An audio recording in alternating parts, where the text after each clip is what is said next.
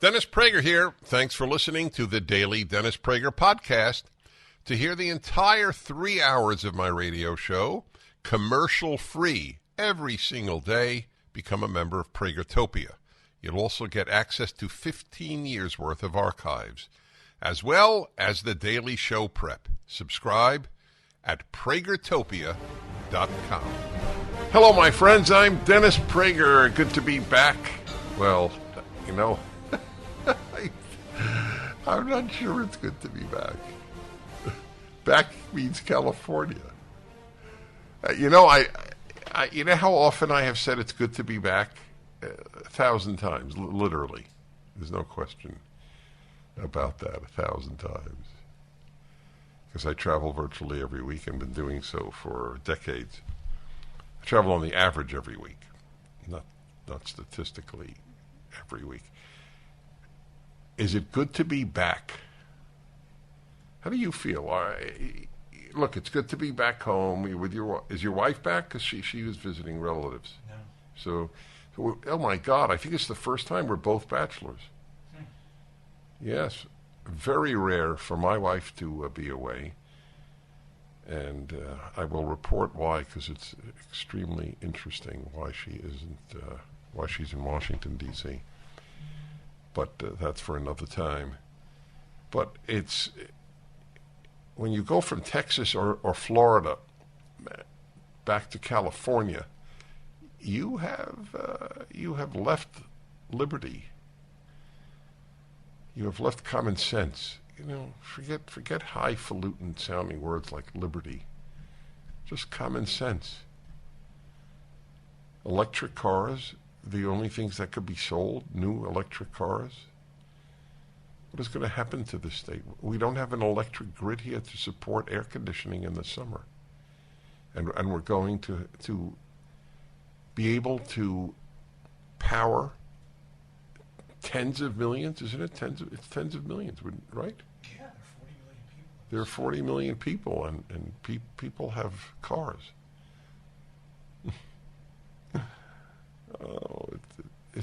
Do you know how much of our problems, how many of our problems are human-induced? As we all know, suffering is caused by nature or by people. There's no other form of suffering that I can imagine. Earthquakes, disease, the most obvious, fires, and so on, unless the fire is caused by a human being in the case of arson. But our problems in the United States are overwhelmingly human-induced. Overwhelmingly. A new poll is out. This really is interesting because it's a New York Times poll. Yeah. New York Times. September 2022. That's last month.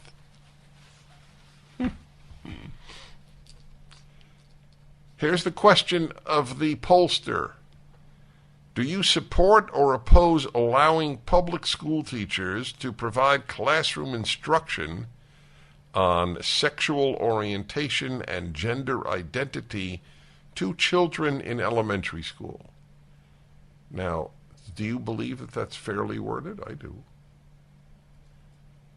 If you're for it, you're for it. If you're against it, you're against it. Allowing public school teachers to provide classroom instruction on sexual orientation and gender identity to children in elementary school. There you go. So, my dear listener, and watcher for that matter, what do you think the poll's result is? A New York Times poll. New York Times, Siena. I don't know what Siena is, but /Siena. So it's a polling company, I presume. Yeah. New York Times, Siena poll. What do you think, what percentage of Americans do you think support teaching gender identity and instruction on gender identity and sexual orientation to children in elementary school? So had you asked me, it's an interesting question. I didn't ask myself this.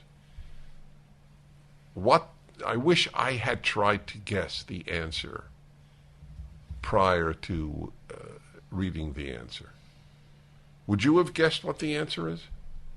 Yeah, I think so. You think so?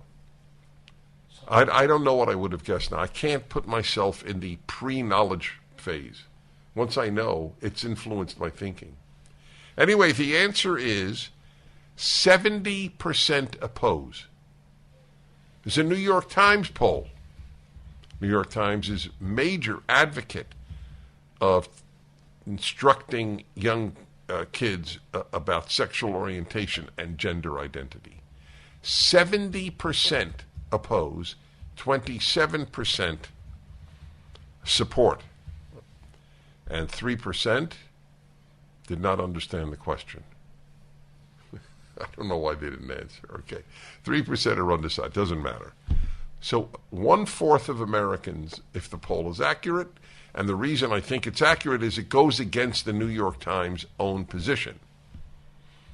Had this been a Fox News poll, many people would have said, well, of course, Fox News did it. No wonder 70% of Americans oppose this robbing children of sexual innocence. So this is what I need to use. This is a proof text. This is a proof text. The left destroys everything it touches, but it's a minority. The left is a minority. And again, my formal education in communism comes in handy. The Bolsheviks, as the Russian communists, Soviet communists as of 1917, Bolsheviks, which I don't expect anyone listening to know, but a handful might. Bolshevik means majority, Nick. Bolshoi is an adjective in Russian, and it means big. So the Bolshoi Ballet, very famous ballet, just means the big ballet. They made up the name majority, Nick, and they gave the much more humane opposition, the Mensheviks, the title minority. Menshe means less. Did you know that? Bolshevik meant majority and Menshevik meant minority, and it was the opposite of the truth. The Mensheviks were in the majority. yeah. And it stuck. You know, it shows you the left is proof of how easy it is for evil to win. Because they're ruthless. Other people have a conscience. But for leftists, from Lenin to the most of the Democratic Party in Congress and in state legislatures, there is no moral barrier to achieving whatever they want to achieve. Whether it's the left-wing teachers or the left-wing doctors, doesn't matter. They take over institutions. They're in a small minority. Do you think the average pediatrician thinks it's okay to give puberty-blocking drugs to 12-year-olds? To cut off healthy girls' breasts at 18? I don't think so. But they're cowed into submission. I'll read to you about Ohio State University later. Professors are cowed into submission. The right in America never cows you into submission. It doesn't happen. Not. You could say in the McCarthy era, but even in the McCarthy era, there were more people. Whoa, that was a boo-boo on my part. And I'll bet you it was my good old friend Scam Likely. Yeah. The Likeleys really are infatuated with me.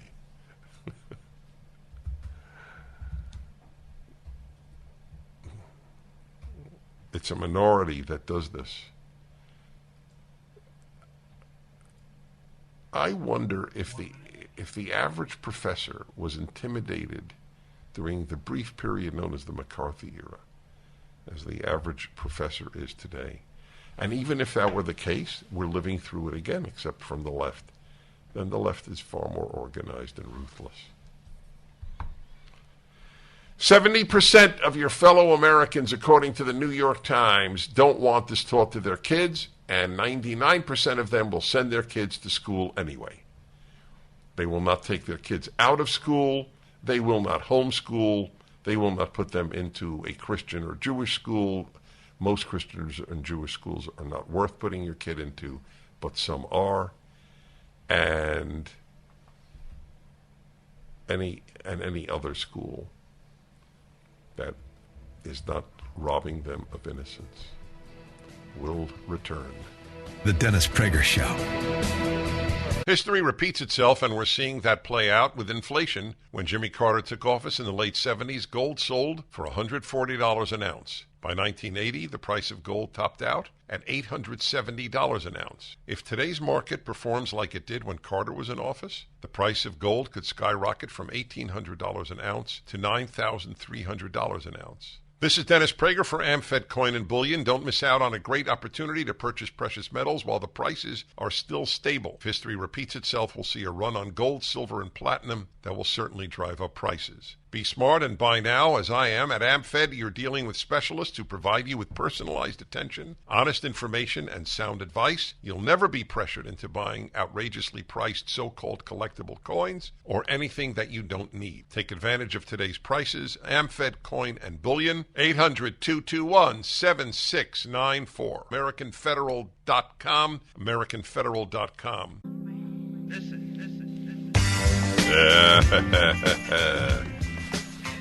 Good to be back. I said that last hour. No, not last hour, last segment. But I mean back now from the commercial break. That's a new one, I have to say. So this is a... Who is Corey DeAngelis? Do you know? Yeah, I know him very well. Okay, so who is Corey DeAngelis? He's the head of an organization. The head of an organization that promotes charter schools. So he's the one who put this study up. He did a PragerU video for us. I admit that with 500 videos, I don't remember every presenter. Which reminds me, I got to talk to you about it. We need to put a list up of all our presenters because I'm so proud of it. No. It's got every single video, but not just a name list. It would be very helpful. I'll talk to you about it later. Okay. So here was the poll, right? Do you support or oppose allowing New York Times poll? Again, I repeat, it's important. 70% oppose classroom instruction on sexual orientation and gender identity to children in elementary school. Okay, now, here is, as always, as interesting as the news item are the comments below. This will give you a very, very good idea of how people on the left think.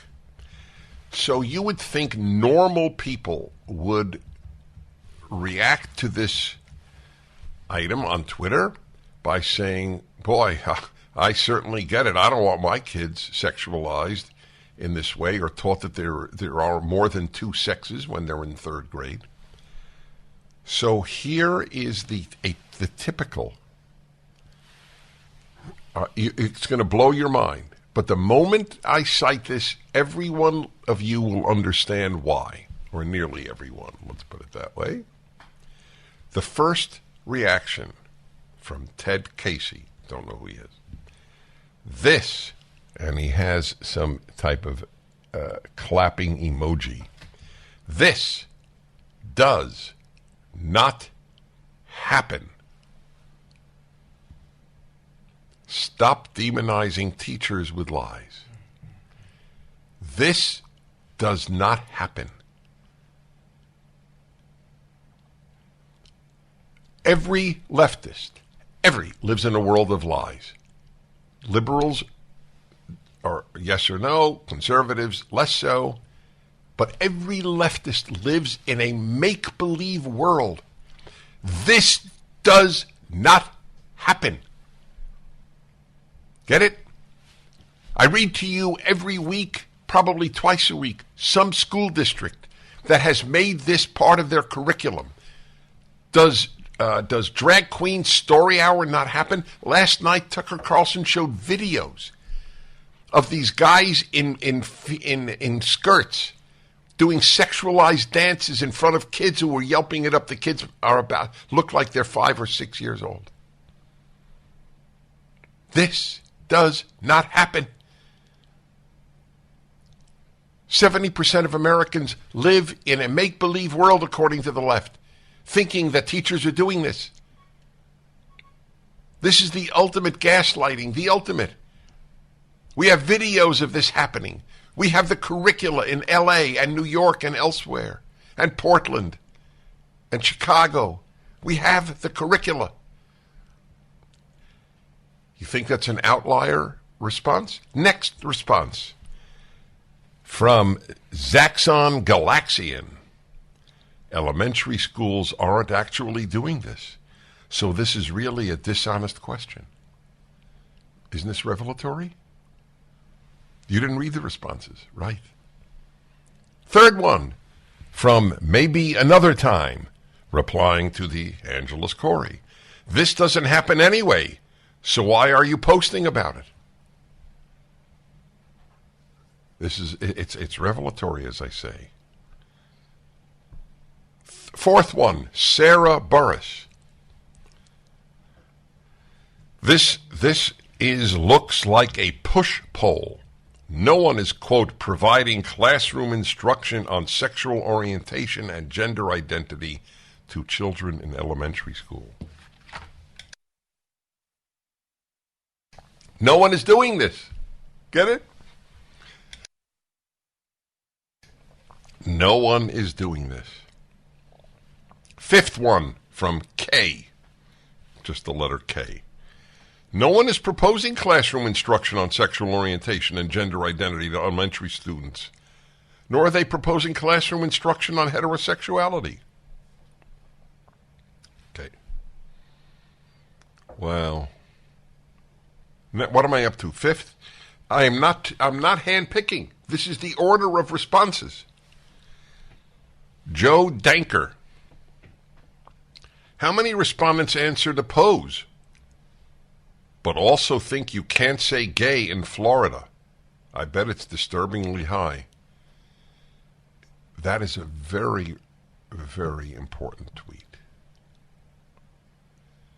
Wow. They made up the lie that there was a bill in Florida that you can't say gay in a classroom, and so they called it Don't Say Gay.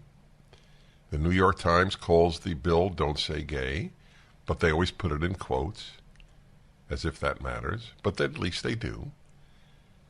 And people on the left in this country believe that. You can't say gay. That it's not about the non-binary stuff and sexualizing kids. Next one. No one is instructing kids to be gay, from Bruno Silvi.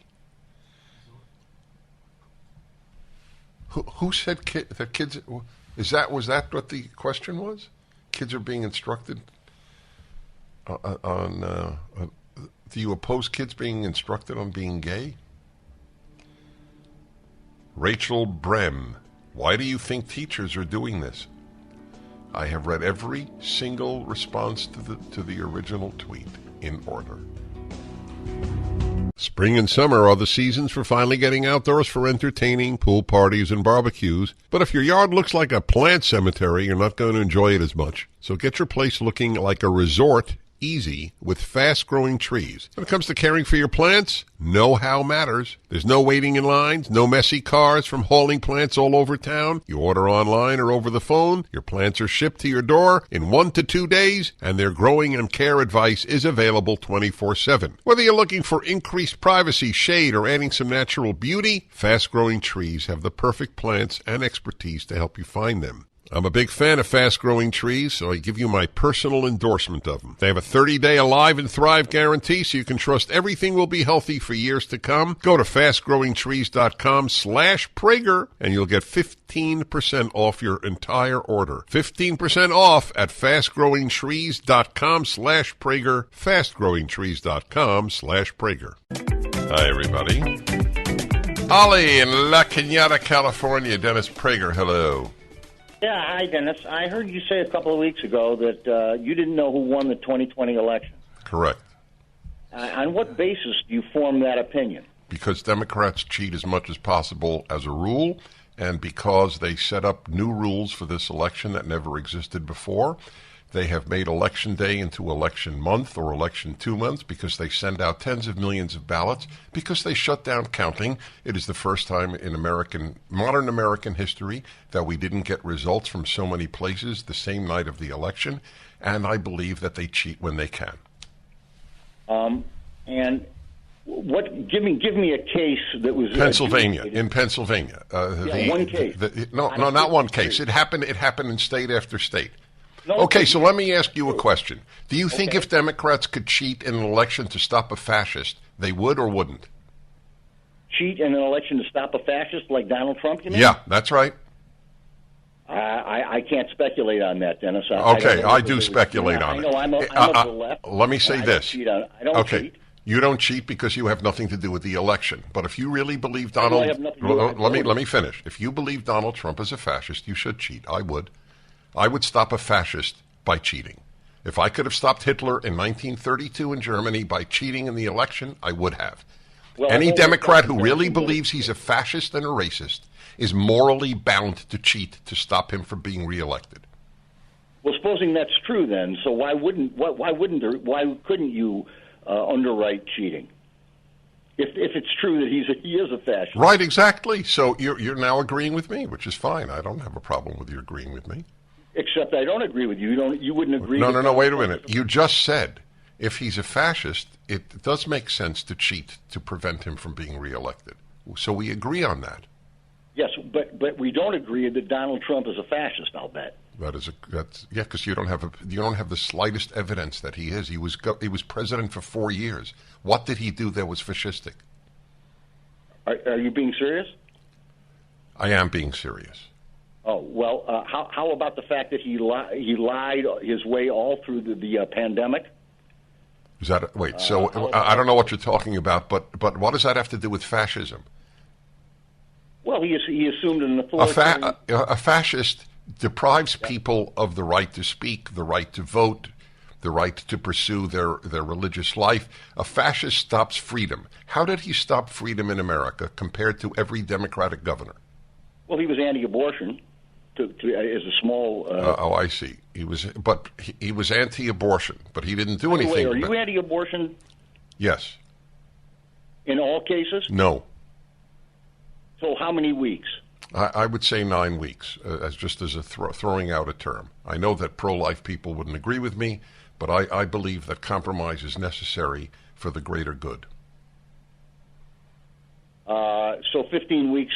Or 15 weeks, whatever it is. Yeah, whatever the proposal is, I support it. Okay. Okay. Is that it? Okay, Dennis. All right. Thanks for calling. Appreciate it. You know, it's interesting. This is I'm happy I took it. I have a gravitational pull to calls that don't agree with me. And I appreciate them because they're listening. So I just want everybody to know that. It is a very interesting question. Do you think that the 2020 election was honest? Now, it's interesting for the obvious reasons that it's just an interesting subject, obviously. But it's interesting for another reason. What difference does it make if I or any other citizen think that there might have been, and I don't know, I say there might have been. In other words, I know that there was cheating. There's no doubt in my mind there was cheating. Did the cheating make Biden president? I don't know for a fact. So that's why I say I don't know. I know there was cheating. I would bet. I would bet my house, which is my single greatest piece of equity, obviously. Well, not obviously, but just is. I would bet my house that there was cheating in the national election. There's no doubt in my mind. None. I am as certain of that as I am of the names of my two sons.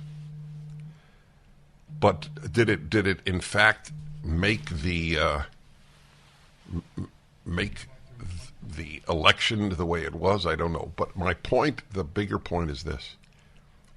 If I recognize that Joe Biden is president, what difference does it make to you whether I think he cheated his way into the presidency or not?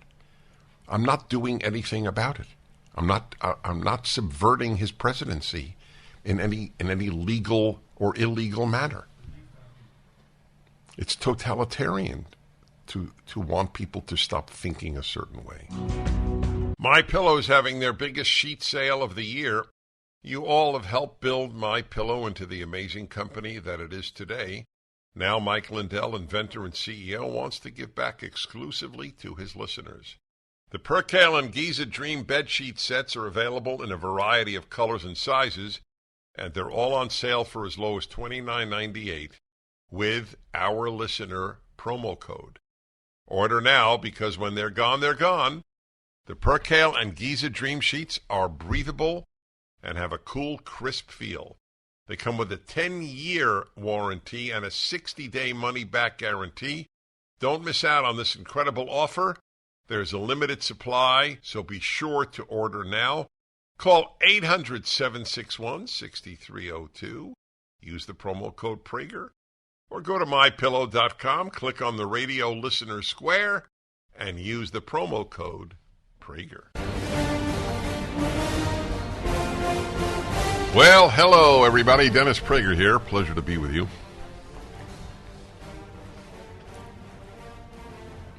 I am proud of something I said.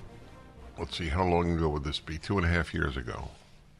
Exactly 2.5 years ago, April 2020, a month after the worldwide lockdowns. I said they were the greatest mistake in world history. In other words, the greatest world mistake. Not a few nations. The greatest world mistake made in history. And I was ridiculed and attacked, and it has zero effect on me, except I realize that they don't have answers, they only have smears. I was right. The lockdowns were a moral and medical disgrace. And they were, what I wrote in one column that year, a dress rehearsal for a police state. The left learned how far it could go to have people obey anything they say. And the answer is, as far as they want. The land of the free and the home of the brave is no longer accurate. Decades of making weaker Americans paid off. That's how I saw it. That's how I see it. What the left is doing to the military, the last bastion of strength, is a crime. Nobody was more pro-lockdown and more scared than New Yorkers. New York City led the way to sheep-like behavior. The governor of New York State at the time was a national hero to the left, Andrew Cuomo. He made pronouncements every day, including the one that I kept playing over and over. If everything I do saves one life, it is worth it. He ended up killing more people than he saved, but that's beside the point. It is just that it's not the point I'm making. It's that that's a stupid, stupid statement. If you prevented all people from crossing the street, you would save lives. Pedestrians are killed. But it's not worth it, is it? So the notion of that the only policy of a government is to save one life means it is the end of civilization as we know it. So the New York Times has a piece New York City faces potential fiscal crisis as $10 billion deficit looms. Now, I'll read to you excerpts from this piece from the New York Times. And, of course, it is completely of the opinion, needless to say, this was all because of COVID, which is, by the way, a form of lie. It is because of lockdowns. COVID did not cause these issues. The lockdowns did.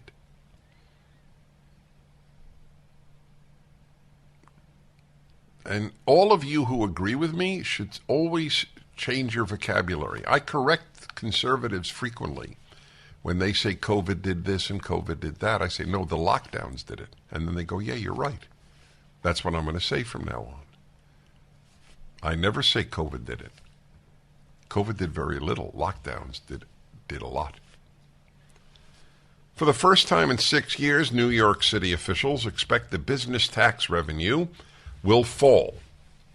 New York City battered by economic headwinds and mired in a stubborn pandemic-driven downturn. Get that?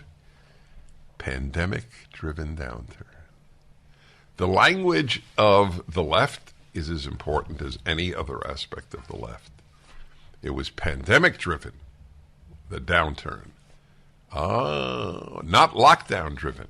How come Sweden didn't have a pandemic-driven downturn? Because it didn't have a lockdown. I'm increasingly admiring Sweden. Never thought that would happen. The stubborn pandemic-driven downturn afflicting employment, tourism, and tax revenue is teetering on the brink of a severe budget crisis. For the first time in 6 years, city officials expect that business tax revenue will decline.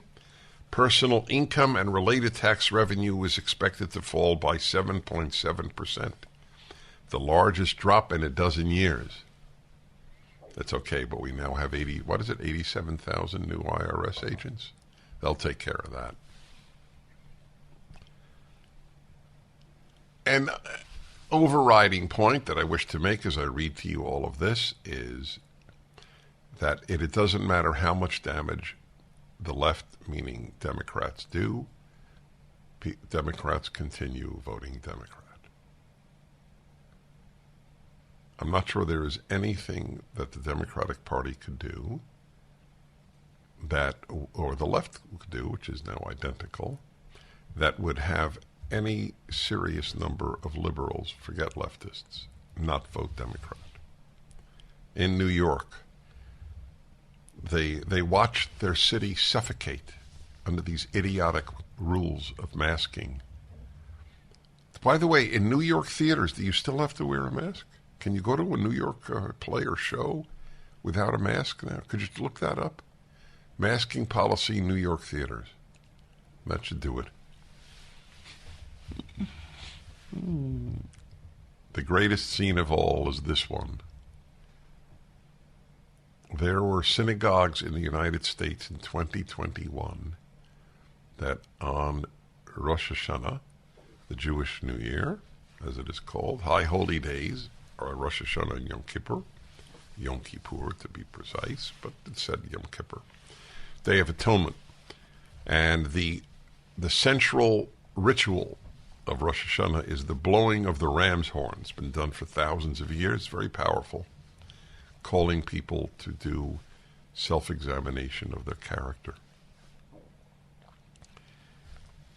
One of the most prominent Reform synagogues in the country, located in L.A., they put a mask over the shofar. Encouraged, but not... It's encouraged but not mandated anymore? Okay, in New York theaters. You're pretty out of your mind to put a mask over a shofar. And yet, the hundreds or thousands, I don't know how many, attended that service. No, I don't know how many thought, my God, my clergy have lost their minds. I don't know. While the nation has regained the jobs it lost during the pandemic, New York City is still 162,000 jobs short, with the situation especially dire for black New Yorkers. Of course, the New York Times, they capitalize black, whose unemployment rate of more than 10% remains nearly 3 times the national average. Well, how many times the New York average? Wouldn't you think that that's the relevant statistic? Huh? Aren't they talking about New York? And blacks will continue voting Democrat, even though the highest employment rate recorded for black America was recorded under Donald Trump. It's a perfect example of people voting for the left, no matter what damage the left does. Overall, the city's revenue stream is projected to fall this year and next. The first 2-year decline. Listen to this. This is the first 2-year decline in the city's revenue stream in audited state comptroller records, which date back to 1980. So that's 42 years. And probably be earlier than that if they kept records. Might be in modern history, if that dates from 20th century. Or at least since World War I, let's put it that way. Or World War II. I don't know when it would be. Let's say World War II. So that's 80 years. Nearly 80 years. They've never had a 2-year decline in the revenue stream. City faced a potential budget gap in 2026 of $10 billion. It doesn't matter to the left. They print more money or raise more taxes. And that way they ensure that the middle class leave their city. We return. Northridge, California. Deborah, hello.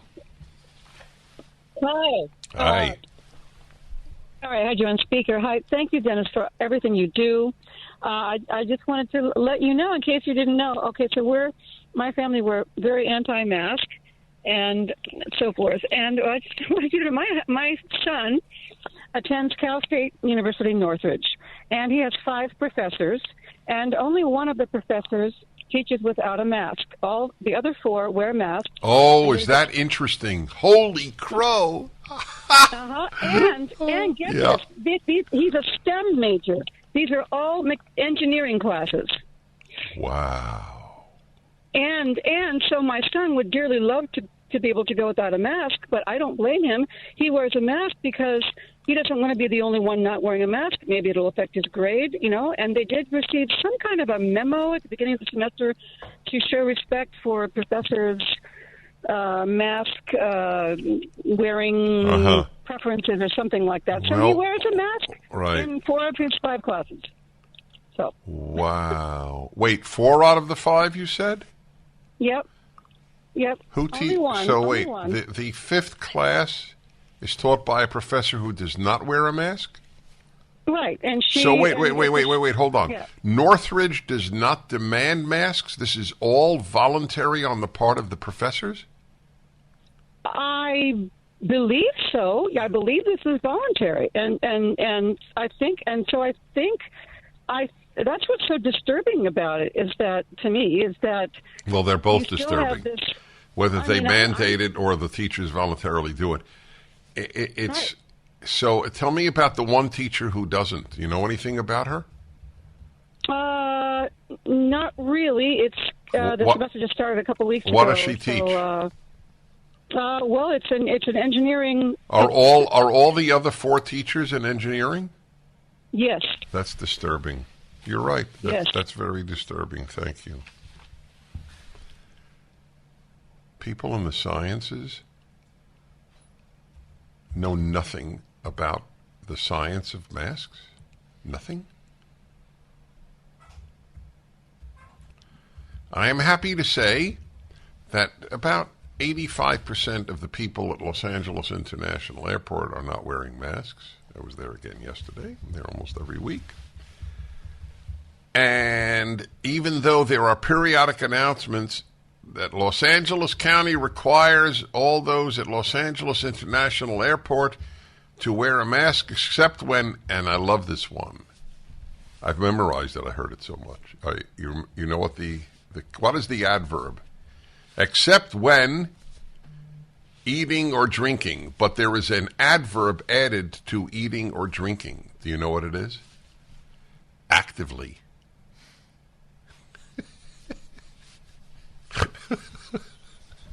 That means, take it literally, when you're actively eating,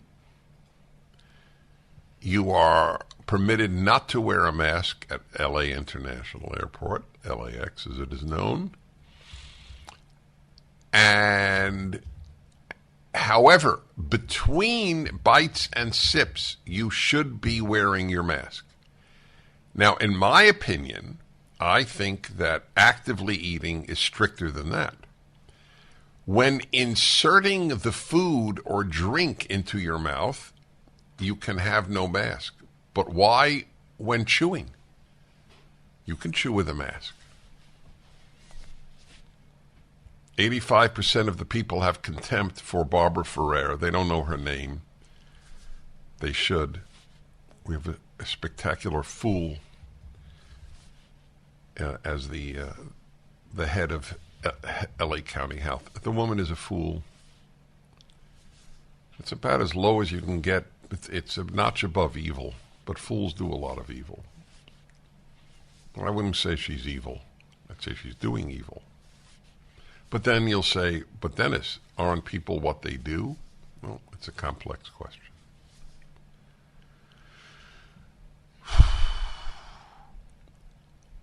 I'll tell you what a fool she is. She should realize that if 85% of people disregard her order, that puts her orders in a precarious position. You don't want to be a ruler whose rules are ridiculed and flaunted. Because the next time there is a pandemic and she says wear masks, maybe fewer will. There were times I was literally the only person in my terminal at LAX not wearing a mask. And believe me, that I will acknowledge that took some courage. You may think I'm dead wrong, but you can't deny it took some courage. And it's not like I don't stick out. I'm 6'4". I stick out. Nevertheless, it was a moral principle and a scientific principle of mine not to wear it. As I have recounted, I was stopped in 4 airports in the country not wearing a mask by police. And in every single case, they came over and said, "Oh, Dennis Prager, we love you." Every time I had a slight adrenaline increase, am I going to be arrested? Am I going to be warned? Am I going to be in some way disciplined? And that was the message of the police. No one else said anything. If there is a group that is weaker than teachers, I am unfamiliar with it. And college presidents, deans, the whole faculty world of colleges are composed overwhelmingly of weak people, of scared people. Those are the models for America's young people. It's sad. The Dennis Prager Show. That's what we do. Hello, everybody. Reading to you about the catastrophe that the lockdowns have brought upon places, this time New York City. I'll continue that. I want to give you the update on masks in New York City. A truly foolish city. True city run by fools, and many of its inhabitants, not all, equally foolish. Listen to this. In all schools students, families, staff, and visitors must complete a health screening form before entering a school building each day. You know what that's about? Every day? Every day. Every student has to complete a health screening form. What does it ask? How do you feel? I assume that's what it asks. Not finished. This is frightening and sad. Students who compete in certain sports, such as football, and take part in certain extracurricular activities, including musical theater, must be vaccinated against COVID-19. The country of Denmark has essentially banned people under 50 getting vaccinated. So somebody's really, really, really, really, really wrong, either the country of Denmark or New York City. Which do you think is more likely to be right and which more likely to be wrong? This has nothing to do with science. Nothing. These are scared people who love power. A horrible, horrible combination. And it is two of the chief characteristics of the left. Scared people and love of power. Poor kids. If I had a kid in New York City who was talented in some sport, and I would forbid my child in every possible way I could, because they could get it on their own, I acknowledge it. I would forbid my child. I would rather my child smoke cigars. Well, I don't care if my child, not a 10-year-old, but if my teenager, I started smoking cigars at 16. It's an interesting question to ask people. I'll bet you every leftist thinks the question is absurd. Would you rather your teenager, your 16-year-old, smoke a cigar or have the vaccine? Which do you think is more dangerous to a 16-year-old, a cigar or the vaccine? And of course, everyone on the left will say the cigar is much more dangerous, because to be a leftist is to be an ignoramus. That's why. They think cigars are the same. They think they're thicker cigarettes. But you don't inhale cigars. Big difference. In any event, Denmark knows how dangerous vaccines are to young people. Why doesn't New York City? Kid can't compete in sports. The healthiest kids have to take a vaccine. How many healthy kids have died of COVID? Whew. Here's another horrible part of New York City. Everyone, regardless of vaccination status, by the way, what does that even mean? If the vaccine works, why should it be anything regardless of vaccination status? It means it doesn't work. That's the only thing it could mean. We don't care if you're vaccinated. You have to wear a mask when in a healthcare setting. Poor people who work in these healthcare settings.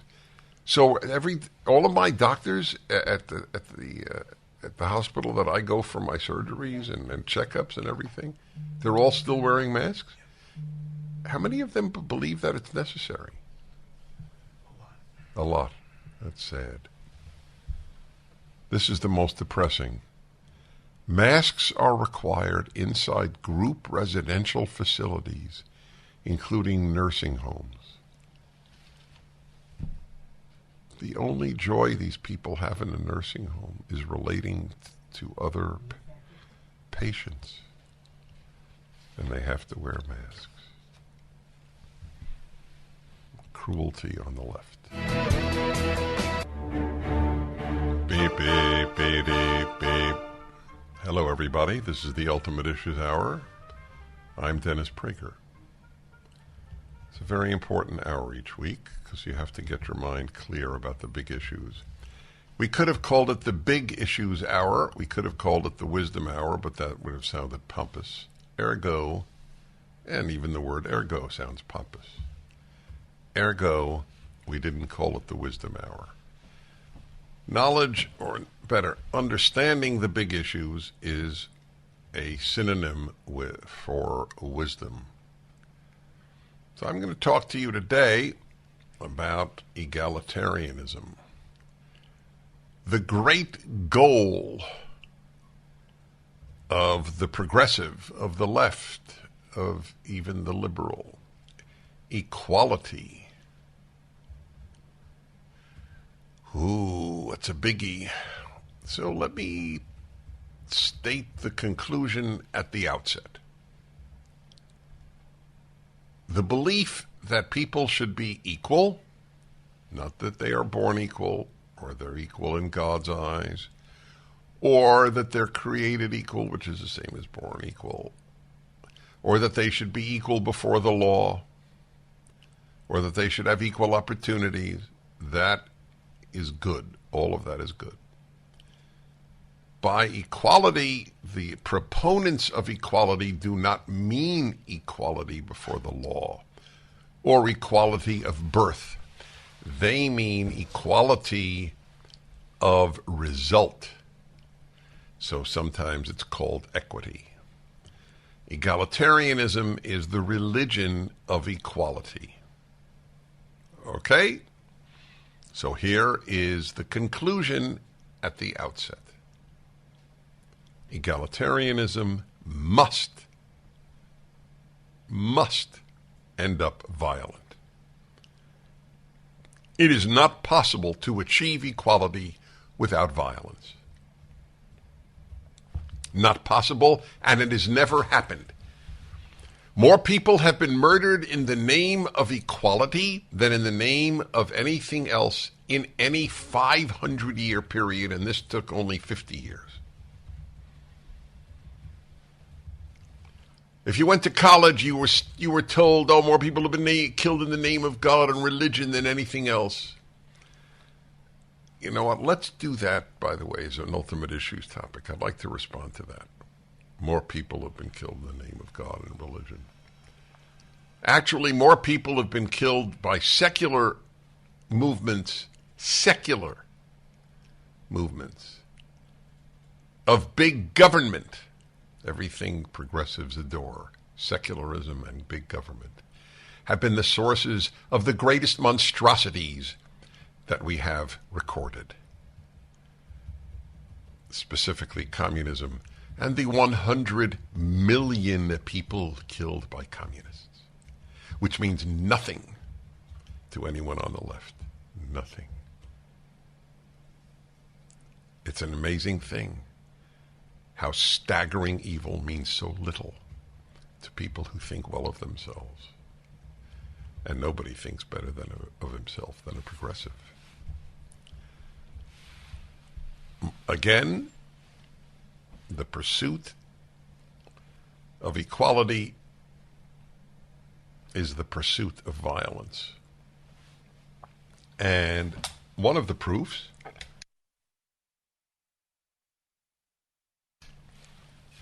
is the difference between the consequences of the American Revolution and the French Revolution. One in 1776, the other 13 years later, 1789. And the American Revolution did not assert that equality was one of its goals. The French Revolution asserted equality as one of its goals. And one ended up with the freest country in history, and one ended up with the guillotine. And tens of thousands of innocent people in France slaughtered, butchered, tortured, and persecuted without being just tortured or butchered, just persecuted.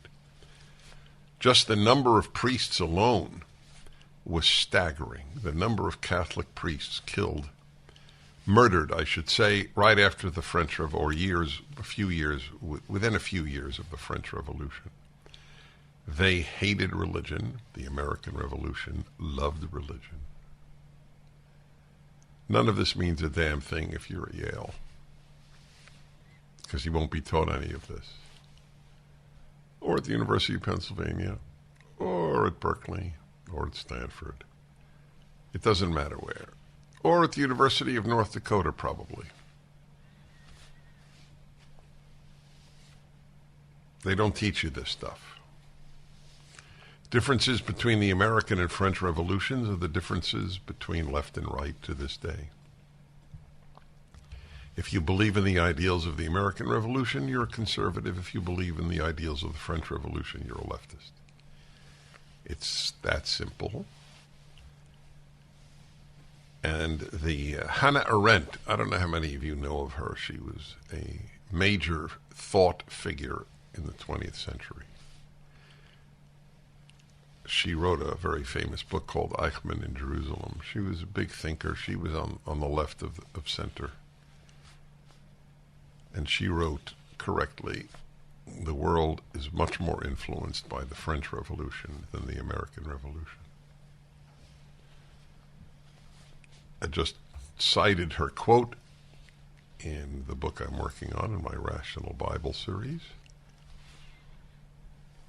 By the way, the next book is coming out in 3 weeks. Deuteronomy, the most cited book by the founders of America. The most cited single book, including French Enlightenment figures books, including biblical books. And my commentary on Deuteronomy is coming out. You could pre-order it now at Amazon or from the Prager store. As you wish, I ask you to do so because it's life-changing. Book of Deuteronomy, the 5th of the 5 books, the 3rd in my series, has more laws than any other book of the Bible. 240, I believe it is. And it's very profound. That's why they cited it more than any other single book. I just learned of that. I didn't even include that in the Deuteronomy commentary because I didn't know it at the time. I found it out later. Egalitarianism is the subject. Egalitarianism must lead to cruelty and violence. Very simple. I'll prove it to you. How can you make sure that X, Y, and Z have the same income or the same material goods, same savings, then they're equal? How do you ensure that? In only one way, by taking away money and property from the one who's richer. The left doesn't make the poor richer, they make the rich poorer. And that, by the way, they're perfectly okay with that. There's no moral acceptance of the idea that one has more than the other, let alone way more than the other. That is why every single pronouncement on the issue is the terrible inequality in America. Inequality, inequality, inequality. By the way, I'm not a big fan of this gigantic inequality either. The thought that, what's Gates' first name? Bill Gates has so much money is sickening. He's an idiot. He's a true idiot. He's turned out to be an idiot. Maybe that much money makes you an idiot. Not necessarily. I've met quite a number of billionaires in my fundraising for PragerU, and they've been very, very wonderful people. There are wonderful billionaires and despicable billionaires, and there are wonderful poor people and despicable poor people. I've seen no correlation between wealth and either wisdom or foolishness. But the inequality issue is one whose eradication is done through violence.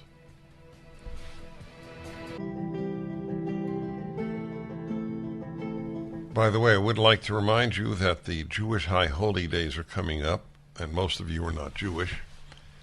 But if you are at all interested in God, the Bible, religion, the meaning of life, and want to be moved, many, many thousands have found my Rosh Hashanah and Yom Kippur Jewish High Holy Day services very meaningful. Everything is explained by me. It's beautiful music. The whole thing is very moving. And you can stream it anytime you want. You can stream it. All of the Rosh Hashanah and the Yom Kippur services, a lot of hours. You can tap into it, stop it, go back. I promise you will find this meaningful. Sean, where do people go again to stream it? Salem, what is the exact, streaming my High Holy Day services? Salem Now, okay, salemnow.com. Or go to my website, it might be easier.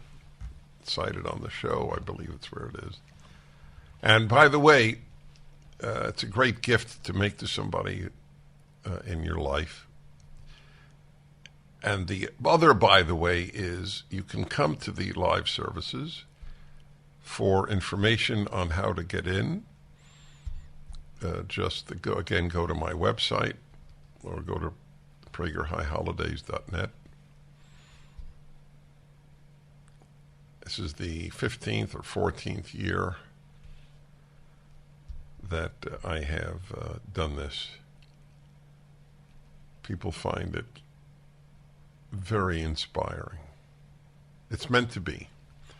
I started my own service because it was very hard for me to find something that was exactly what I wanted. I always say to people, if you want a candidate for office with whom you agree on everything, you should run for office. You should be that candidate. Then you'll agree with the candidate on everything. I have the same feeling about a church or synagogue. You want one that you fully agree with? Found it. That's what I did.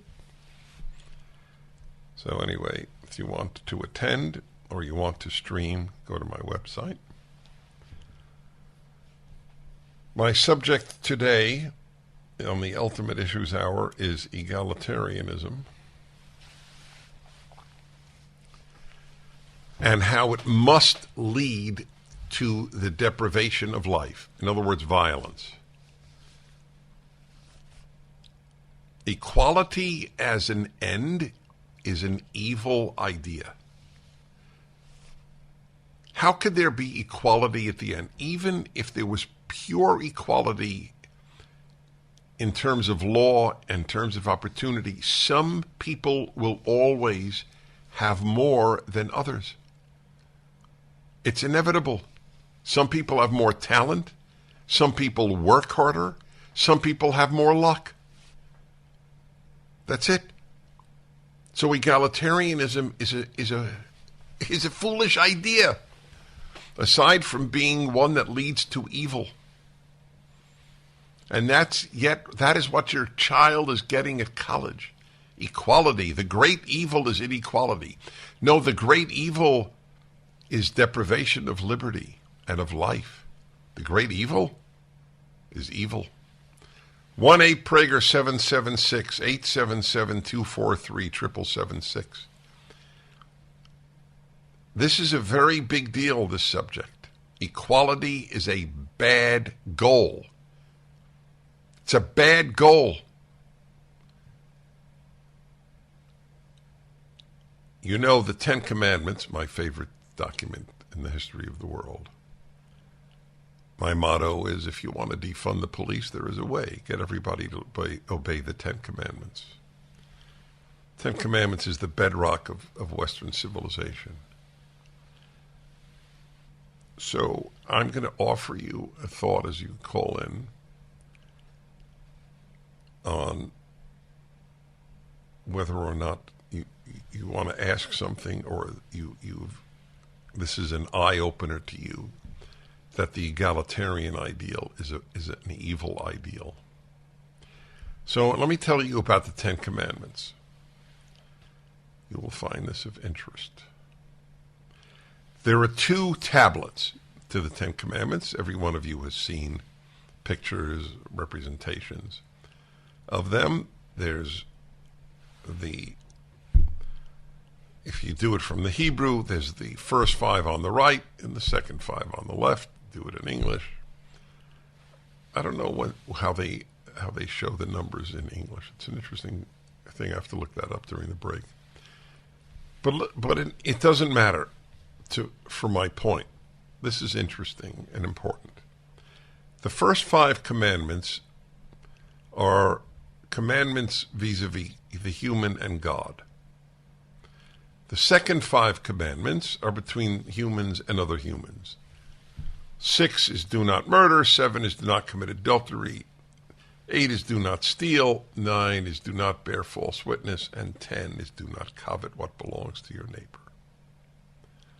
Okay, so the second 6 to 10 are between man and man, human and human. 1 to 5 between man and God, with one exception, however. The 5th. The 5th is the only one of the first 5 that is between human and human. And it is honor your father and mother. It's on the side of the commandments regarding us and God. There's a reason for that.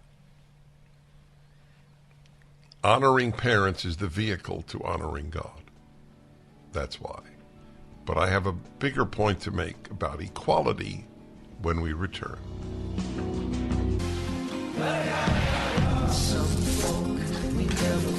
Hi, everybody. Ultimate Issues Hour: egalitarianism must lead to murder. The pursuit of equality as the highest goal of a society must end up in mayhem, in French Revolutionary guillotine violence. That's the fact. It is a bad goal, equality. I just want you to know that. What do we have on our coins? In God we trust, liberty, and e pluribus unum, from many one. Where's equality? America opted for liberty and France opted for equality. And the French got mass killings and we got mass freedom. Oh, and you'll say, but not for slaves. True, slavery was universal. That is correct. But they were eventually freed and became the freest blacks in the world. That's not taught to your kids or mentioned in the New York Times, which is the same thing. But that is the way it is. Equality is a very bad, as in immoral, goal. Equality before the law is absolutely essential. Equality of opportunity is an ideal, but not equality of result. That's what the equality of the French Revolution and the progressives, who are the children of the French Revolution, which has been far more influential than the American, I'm sorry to say. In fact, the American Revolution has now not even influenced many Americans who have opted for the French revolutionary model. Equality, equality, equality, inequality, inequality, inequality. So I was telling you about the Ten Commandments. So the first 5 rest on the 5th, almost literally, because that's the bottom one of the first 5. So the 1 through 4, so to speak, rest on the 5th. Honoring your mother and father is the vehicle to honoring God. The pathway to a father in heaven is a father on earth. Actually, mother as well, because they're equal mothers and fathers in the Bible. Now let's go to the second 5 commandments, which are all between humans. As I said, murder, adultery, stealing, perjury. And then the fifth is as out of place from the second five as honor your father and mother is out of place from the first five. But it's not out of place. It's part of the genius of the Ten Commandments. Do not covet what belongs to your neighbor. As I explain in my commentary, The Rational Bible, both in Deuteronomy and in Exodus, the two places where the Ten Commandments appear, I explain coveting is not envy, it's not jealousy, it's not lusting. Coveting is desiring to have what your neighbor owns. Whether it's your neighbor's spouse, your neighbor's house, I'm tempted to say, or your neighbor's mouse. But I won't. Anything, and it says anything that belongs to your neighbor. The left, which craps on the Ten Commandments, craps on everything that's good, everything that's noble, everything that elevates from beautiful art to the Ten Commandments. It's truly, it's a movement of, it's really a death wish. So, this brilliant document knows that if you covet, that is, you want exactly what, not you want the same type of house or the same type of car or the same type of spouse, but you want that spouse, that car, that house, that can lead only to the previous four violations: murder, stealing, adultery, false witness. Leftism is rooted in coveting. It's also rooted in removing parental authority, for that matter. Leftism is the antithesis of the Ten Commandments.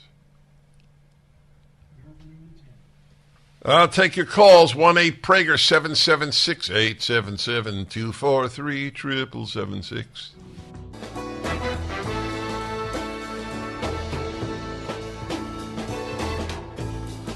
Okay, everybody, final segment of today's Ultimate Issues Hour. You play this hour for your college-age son or daughter, niece or nephew, or anybody blow their minds. The pursuit of equality is inevitably the pursuit of violence. Inevitably. It is not possible to attain equality without killing people, without robbing from people. It is impossible. It is a bad, morally bad ideal. Okay? We're born equal. We're equal in God's eyes. We're equal before the law. We should have equal opportunity. But the pursuit of equality is a terrible idea, and this country didn't have that. You can pursue liberty and you can pursue equality. You can't pursue both. The French had both in their motto, and they fooled themselves. Equality completely trumped liberty. Minneapolis, Dan, hello. Oh, hey, Dennis. Haven't talked to you for a while. It's good to hear you. Thank you. How are you doing? Well, thank you very much. I believe the equality can be a good thing because it's in Scripture. 2 Corinthians, the 8th chapter, starting at 13, and there should be equality in sharing the burden. At this present time, your surplus is going to supply their need so that some other time their surplus may be given to supply your need, that there may be equality. As is written, this is in Exodus, he who gathered much did not have too much, and he who gathered little did not lack. So equality can be a good thing because it's in Scripture.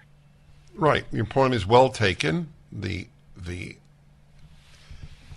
are many scriptural ideals, and that is at times one of them. There's also a statement that the poor will always be with us. So, and that if you don't work, you don't eat. So, the Bible has a nuanced view on many matters. A human attempt to enforce equality will lead to violence. There is no other way to achieve it. You have too much, I will take it away, and I will take it away by force. I'm not going to take it away by request. The only way to take it away is by force. That's why do not covet and do not steal are such important laws in the Ten Commandments. The moment you don't covet what your neighbor has, you have enabled some degree of inequality. That, to me, is a big deal. All right, y'all. Dennis Prager here, and I will see you tomorrow. The Dennis Prager Show, live from the Relief Factor Pain-Free Studio. Dennis Prager here. Thanks for listening to the Daily Dennis Prager Podcast. To hear the entire 3 hours of my radio show, commercial-free, every single day, become a member of Pragertopia. You'll also get access to 15 years' worth of archives, as well as the daily show prep. Subscribe at pragertopia.com.